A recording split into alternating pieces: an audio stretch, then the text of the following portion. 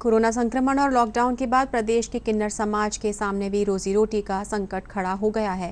राज्य में वर्ष 2018 में ट्रांसजेंडर को राष्ट्रीय खाद्य सुरक्षा अधिनियम के लाभार्थियों की सूची में शामिल किया गया था, लेकिन समुदाय के ज्यादातर लोगों के पास अपने कोई पहचान पत्र नहीं होने से इसका लाभ उन्हें नहीं मिल पा रहा है। 2011 की जनगणना के अनुसार राज्य में ट्रांसजेंडरों की संख्या 16,500 है। लॉकडाउन के दौरान राजस्थान किन्नर अखाड़ा की ओर से जयपुर शहर में किन्नर समाज के 350 लोगों को 1 महीने का राशन और आवश्यक सामग्री पहुंचाई गई। हमारे संवाददाता मुरारी गुप्ता ने राजस्थान किन्नर अखाड़ा की पीठाधीश और ट्रांसजेंडर वेलफेयर बोर्ड की सदस्य पुष्पाबाई से बातचीत की। लॉकडाउन के दौरान सबसे मुश्किल परिस्थितियां बनी किन्नर समुदाय के सामने। अगर जयपुर की बात करें तो जयपुर में लगभग 5,000 किन्नर समुदाय के लोग हैं। इन लोगों तक किस तरह राशन पहुंचा, किस तरह उन लोगों की मदद की गई, इस पर बातचीत करने के लिए हमारे साथ हैं राजस्थान किन्नर अखाड़े की महामंडलेश्वर पुष्पा जी। पुष्पा जी, किस तरह आप लोगों ने कोरोना के संकट के समय इन लोगों की मदद की? नमस्कार, जय श्री महाकाल। कोरोना की स्थिति में अभी जो हमारे समाज के साथ सबसे बड़ी विडंबना ये थी कि समाज की सरकार की तरफ से कहीं भी गाइडलाइन में ट्रांसजेंडर्स लोगों ने, जब हमने कॉल किया बोला कोई भी ले सकता है, कोई, पर उसमें कहीं पे भी ऐसा कहीं मेंशन नहीं, जैसे सरकार ने कई रिलीफ फंड्स निकाले या कई पैकेजेस निकाले तो वहाँ ट्रांसजेंडर लोग कहीं पर इंक्लूड नहीं थे।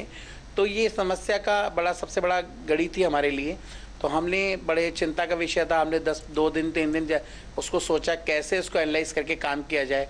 फिर हमने सरकार से बात करी, रिलीफ फंड से मतलब कि राशन हमारे समाज तक पहुंच पाए, पर वो कहीं प्रॉब्लम सॉल्व आउट नहीं हो रही थी। इस बीच में मुझे मेरे लिंकेजेस हम लोग के एक्शन एड के साथ जुड़ाव था, तो हमने वहाँ पर एक मेल डाला कि हमें इस तरह का हमें कम्युनिटीज़ के लिए प्रॉब्लम चाहिए। तो वो एग्री होने का, वैसे तो हमारा पूरा काम कंप्लीट हो चुका है, पर पुष्पा जी फिर भी हम देखते हैं, आप हमें मेल डाली है। और हमने जब मेल डाला तो उन्होंने एकदम से हमको चीज़ के लिए सपोर्ट के रेडी किया और हम लोगों ने पर हमने सबसे बड़ी चीज़ कि हमने कहीं ऐसा समाज को ये नहीं कहा कि आके ले चाहिए। हमने डोर स्टेप तक हमारे कम्युनिटीज़ का जैसे जैसे कॉल आने लगा, लिस्ट बनाया हमने और हमने ट्रांसपोर्टेशन अरेंज करके और वहाँ तक डोर स्टेप तक जा करके उनको राशन 1 महीने का जो राशन डिस्ट्रीब्यूशन दिया, क्योंकि ताकि मेरा समाज 1 महीने तक घर में सेफ रहे। खाद्य सुरक्षा अधिनियम में ट्रांसजेंडर को जोड़ा गया है, लेकिन सबसे बड़ी मुश्किल इनके सामने है कि इनके पास आईडी कार्ड की बहुत बड़ी समस्या है। अभी तक आईडी कार्ड बहुत कम लोगों का बना है। तो खाद्य सुरक्षा में किस तरह कितने लोगों को राशन मिल पाया, नहीं मिल पाया तो क्यों नहीं मिल पाया? खाद्य सुरक्षा NFSA योजना में, एकल महिला योजना में 2018 के अंदर ट्रांसजेंडर लोग को जोड़ दिया गया था और एक बेसिकली ऑर्डर रिलीज भी हो गया।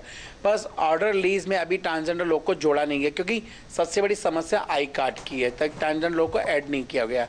तो अभी जो कोरोना 19 में जो रिलीफ फंड के लिए राशन के लिए निःशुल्क राशन के लिए सरकार ने एक ऑर्डर निकाला, उस ऑर्डर में कहीं भी ट्रांसजेंडर लोग को इंक्लूड नहीं किया।